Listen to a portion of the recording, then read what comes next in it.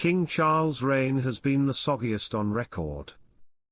King Charles' reign has been the wettest of all reigning monarchs since 1836, with scientists saying global warming has led to a wetter atmosphere and increased rainfall. Welcome to Royal Pancakes. Please don't forget to subscribe and click the notifications bell, so you don't miss anything about the British royal family. King Charles' reign has been the wettest on record and the wettest of any of his predecessors, since the early 19th century, according to British scientists.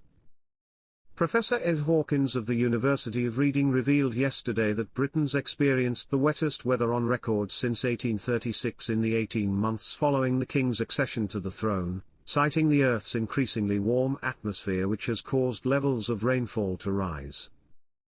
The Met Office analysis shows that the Caroline era was also considerably more depressing than the Elizabeth and Victorian eras, according to an analysis by the National Centre for Atmospheric Sciences.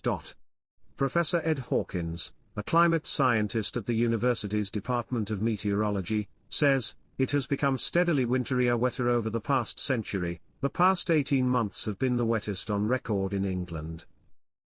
Coincidentally, this is exactly 18 months since the death of Queen Elizabeth II. It is warmer now than it was a century ago, so it contains more water.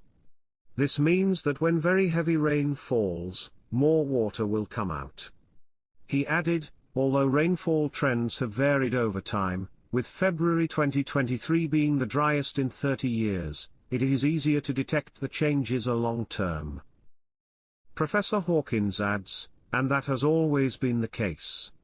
Although we can still expect some dry spells, the general trend under King Charles is likely to be towards more rain.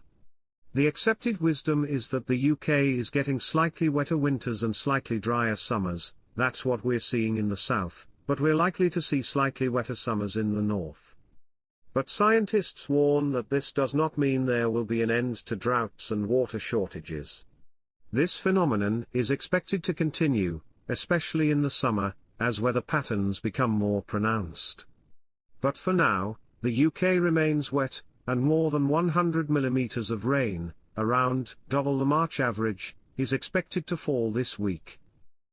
The expected drift through Thursday, March 14th is the result of a band of low pressure moving in from the west.